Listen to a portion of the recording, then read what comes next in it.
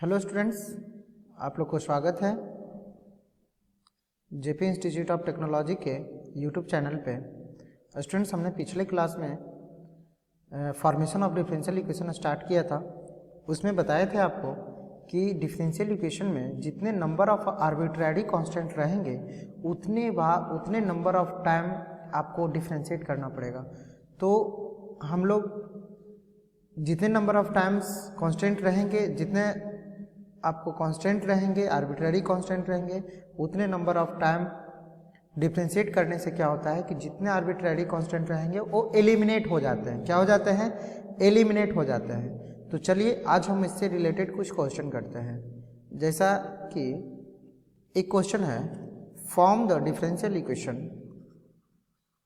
Question है form a differential equation, form a differential equation, form a differential equation of a curve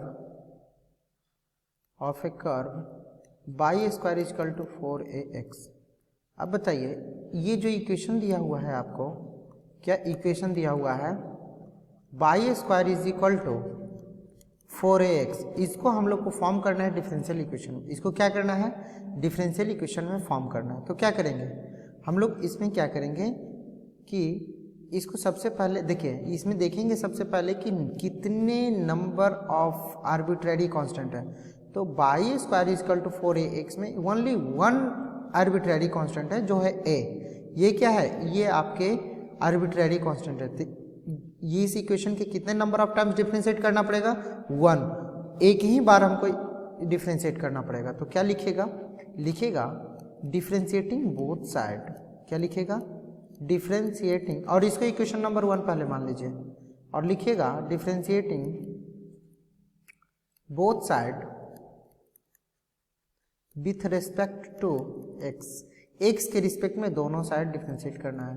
तो differentiation of y square with respect to x is equal to differentiation of 4ax with respect to x। अब यहाँ पे क्या होगा कि y square को differentiate करेंगे तो चेन रूल से तोड़िए, y स्क्वायर को y के रिस्पेक्ट में, फाइनली मुझे पहुंचना है x तक, तो dy बाई फिर dx हो गया। क्लियर? इज इक्वल टू, यहाँ पर देखिए 4a कांस्टेंट है, बाहर आ गया, बचा क्या? Differentiation of x with respect to x बचा। ठीक है, अब यहाँ पर देखिए differentiation of y square with respect to y क्या होगा? 2y और into d y by d x is equal to 4a और dx बाई डी एक्स तो 1 हो गया। अब देखिए यहाँ पे d y by d x is equal, ये आपके यहाँ कितना आ गया? मतलब कि कहने का मतलब आपको ये इक्वेशन आ गया 2y into d y by d x is equal to 4a, ये आ गया ना। लेकिन ये जो आप डिफ्रेंशिएट किए तो यहाँ पे कांस्टेंट नहीं रहना चाहिए। कांस्टेंट को एलिमिनेट कर देने से जो फॉर्म बन जाता है इक्वेशन का, उसी फॉर्म को बोलते हैं हम लोग डिफरेंशियल इक्वेशन, और वही आपको करना है। क्लियर? तो ये 4a हटेगा कैसे? तो आप इक्वेशन 1 को देखिए, इसको इक्वेशन नंबर 2 मान लीजिए और लिखिए फ्रॉम इक्वेशन 1, और लिखिए आप लोग फ्रॉम इक्वेशन 1, क्या लिखिएगा? From equation 1 4a is equal to कितना लिख सकते हैं इक्वेशन 1 से? देखो y square is equal to 4ax है, तो 4a इज इक्वल टू कितना लिखिएगा?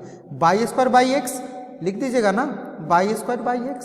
तो ये जो 4a का वैल्यू है इक्वेशन 2 में पुट कर दीजिए। तो अब लिखिएगा फ्रॉम इक्वेशन 2, अब इसके बाद क्या लिखेगा? And from equation 2 and from equation 2y into d y by d x is equal to 4a is equal to y square by x। अब देखिए, आप अगर लिखना चाहते हैं तो अब क्या होगा? अगर आप लिखना चाहते हैं तो अब क्या होगा? देखिए 2y या तो केवल y is equal to d y by d x is equal to लिखना चाहते हैं तो d y by d x लिखिए, क्या हो जाएगा? y स्क्वायर बाई x, और इधर से मल्टीप्लाई होके क्रॉस मल्टीप्लिकेशन होके 1/2y आ गया। ठीक है, 1/2y आ गया। ठीक है, तो ये बाई कैंसिल, तो d by by d x is equal to आ गया आपका y/2x। This is the required differential equation. यही आपका रिक्वायर्ड डिफरेंशियल इक्वेशन है। यही आपका ये डिफरेंशियल इक्वेशन का फॉर्म बन गया। क्लियर? यही आपका डिफरेंशियल इक्वेशन का क्या बन गया? फॉर्म बन गया। क्लियर है? और कुछ? यही आपका डिफरेंशियल इक्वेशन का फॉर्म बन गया। अगर आपको सही से करना है तो इसको और सही से लिख सकते हैं हम लोग, जैसा अच्छा लगे। क्रॉस मल्टीप्लिकेशन कर दीजिए तो ये हो गया 2x into d y by d x is equal to by, ये भी लिख सकते हैं। या तो इतना में भी नहीं सही लग रहा है तो ये भी लिख सकते हैं last 2y by d x 2x into d y by d x minus by is equal to 0, ये भी लिख सकते हैं। कुछ भी लिख सकते हैं आप, ठीक है। तो यही आपका this is the required differential equation, यही आपका डिफरेंशियल इक्वेशन का फॉर्म बन गया। Clear? This is the required differential equation. Clear? चलिए अब दूसरे क्वेश्चन पर, अब चलिए दूसरे क्वेश्चन समझ में आ गया होगा आई थिंक। दूसरे क्वेश्चन पे चलते हैं। चलिए दूसरे क्वेश्चन बोल रहा है, दूसरा क्वेश्चन बोल रहा है question number 2, question 2, form the differential equation, form the differential equation,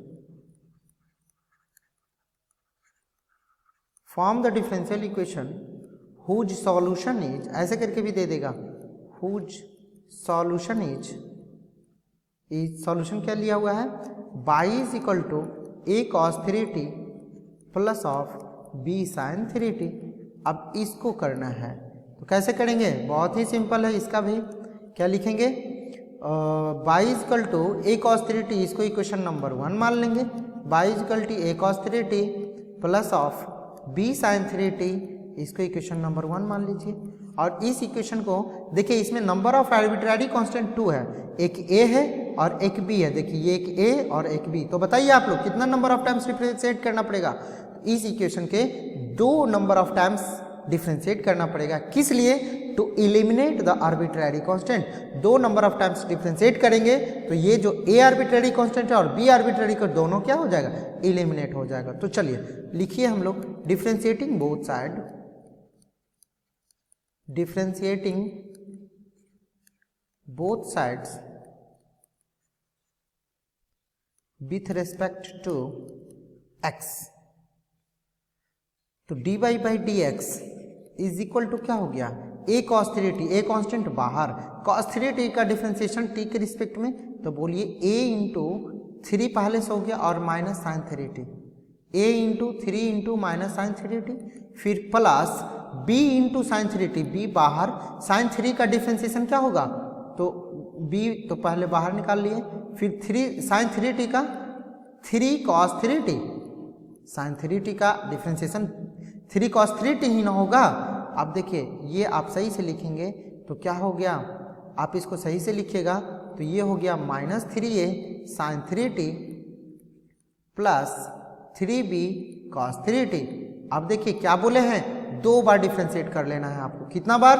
2 times, क्योंकि 2 नंबर ऑफ आर्बिट्ररी कांस्टेंट है, ठीक है। चूंकि नंबर ऑफ आर्बिट्ररी कांस्टेंट कितना है? 2, तो इसको कितना बार डिफरेंशिएट करेंगे?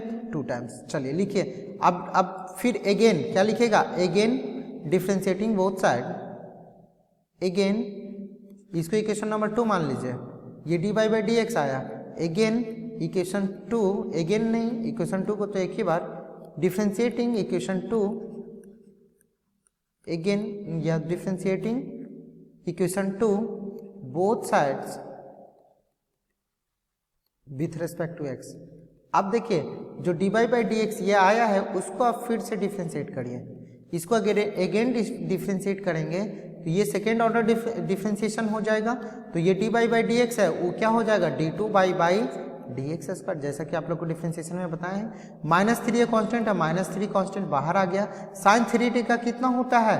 3 cos 3t, है ना, प्लस ये 3b कॉन्स्टेंट बाहर, cos 3t का डिफरेंशिएशन तो माइनस 3 साइन 3t होता है। क्लियर? तो अब देखिए यही d2 by d x square कितना बच गया? तो minus 9a cos 3t plus minus ये plus minus minus 9b sine 3t। अब बोलिए यहाँ पे माइनस 9 कॉमन ले लिए तो क्या बच गया? पहले पॉजिटिव a cos 3t अब प्लस b साइन 3t, यही बचेगा ना। चेक करो ना, अगर -9 कॉमन ले लेंगे तो यहाँ पर क्या हो जाएगा, a cos 3t plus b sin 3t। अब इक्वेशन 1 चेक करो, आप बोलो फ्रॉम इक्वेशन 1, अब क्या लिखेगा, फ्रॉम इक्वेशन 1। अब इक्वेशन 1 को चेक करो, देखो a cos 3t plus b sin 3t बराबर कितना है, 22। देखो एलिमिनेट हो गया ना। अब इतना की जगह पर हम लोग कितना लिख सकते हैं, 22। तो जो आपका इक्वेशन आया है लास्ट में डिफरेंशिएट करने के बाद, देखो ये आया है, अब इतना की जगह पर ऑटोमेटिक आप कितना लिख दीजिएगा, 22। तो क्या हो गया, अब d2 by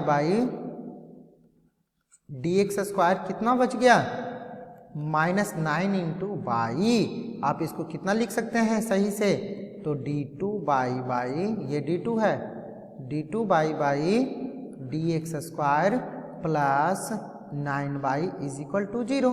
this is the required differential equation. यही आपका डिफरेंशियल इक्वेशन चाहिए और यही है। क्लियर। अब और देखते हैं क्वेश्चन, ठीक है। देखिए स्टूडेंट्स, अब ये एक क्वेश्चन है, ये कह रहा है verify that y is equal to a into e to the power 3x plus b into e to the power minus 2x is a solution of differential equation d2y by dx square minus dy by dx minus 6y is equal to 0। मतलब कि ये जो equation दिया हुआ है ये solution है इस डिफरेंशियल इक्वेशन का। कहने का मतलब ये इक्वेशन है, इसको अगर डिफरेंशियल इक्वेशन के फॉर्म में करेंगे कन्वर्ट तो ये आना चाहिए। तो चेक करते हैं हम लोग, y is equal to a into e to the power 3x plus b into e to the power minus 2x को फर्स्ट इक्वेशन माने हैं। इसको बोथ साइड डिफरेंशिएट किए तो dy by dx is equal to a into e to the power 3x with respect to x किए plus b into e to the power minus 2x with respect to x।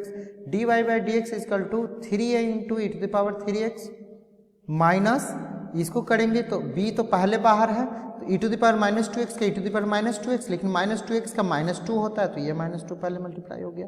उसके बाद देखिए ये इसमें दो arbitrary constant है a और b, मतलब कि दो टाइम इसको क्या करना पड़ेगा, डिफरेंशिएट करना पड़ेगा। तो दो टाइम डिफरेंशिएट करेंगे तो कोशिश करेंगे कि एक बार डिफरेंशिएट किए हैं तो एक आर्बिट्रेरी कांस्टेंट को हटाएं, एलिमिनेट करें। तो क्या करना पड़ेगा, देखिए यही काम बहुत आसान है, ये काम एकदम यूनिवर्सल है। देखो यहाँ पे क्या किए, a into e to the power 3x का वैल्यू निकाल लिए, a into e to the power 3x का वैल्यू इक्वेशन फर्स्ट से तो कितना हो जाएगा, a into e to the power 3x का value y minus b into e to the power minus 2x आ जाएगा इक्वेशन फर्स्ट से। तो इसका वैल्यू यहाँ पे पुट कर दिए, तो वही लिखे हैं substituting the value of a into e to the power 3x from equation 1 in equation 2। Equation 2 में ये पुट कर देना है a into e to the power 3x का वैल्यू किससे लेकर के, इक्वेशन 1 से लेके, वही किए हैं। तो dy by dx equal to कितना हो गया, 3 into a into e to the power 3x का value y minus b into e to the power minus 2x हो गया minus 2b into e to the power. अब देखो dy by dx कितना, 3y minus 3b into e to the power 2x और minus 2b into e to the power minus 2x। इसको हम कितना लिख सकते हैं, 3b माइनस 3 माइनस 2 माइनस 5। अब इसी को फाइनल आ गया यहाँ पे dy by dx minus 3y equal to minus 5b into e to the power minus 2x। अब इसको एक बार एक आर्बिट्रेरी कांस्टेंट और है देखें b, इसको भी एलिमिनेट करना है। तो क्या करेंगे फिर से डिफरेंशिएट करना पड़ेगा। तो बोल लिखिए differentiating both side, differentiating both side of equation 3 with respect to x। जैसे ही डिफरेंशिएट करेंगे तो d2 by dx square minus 3 into dy by dx और क्या बचेगा इक्वल टू माइनस 5 पहले से माइनस 2b आ जाएगा, माइनस 5b पहले से minus 2 into e to the power minus 2x हो गया। ये कितना बच गया minus minus plus 10b e to the power, नहीं तो 10b मत लिखिए नहीं तो दिक्कत होगी, 10b मत लिखिए अभी लिखिए माइनस 2b, क्योंकि यहाँ पे 5b का वैल्यू अवेलेबल है। देखिए माइनस 5b का, तो इससे इसका वैल्यू लेकर के एलिमिनेट कर देंगे यहाँ पर, ठीक है। तो करते हैं अभी। देखिए स्टूडेंट हमने क्या किए, इसको इक्वेशन 3 मान लिए और फिर से इसको डिफरेंशिएट किए। फिर से जब डिफरेंशिएट किए तो ये d2 by dx square minus 3 dy by dx equal to minus 5b into 2 minus 2 into e to the power minus 2x। इसको हम रहने दिए, माइनस 2 को केवल बाहर रखे और minus 5b into e to the power minus 2x। अब minus 5b into e to the power 2x का वैल्यू यहाँ से लेके इक्वेशन 3 से लेके पुट कर दिए, इसमें पुट किए तो इतना आ गया dy by dx minus 3y, यहाँ पे आ गया वैल्यू। जब पुट करने के बाद उतना आ गया तो फिर देखिए आंसर आ गया मेरा, यही सॉल्यूशन है आपका। क्लियर।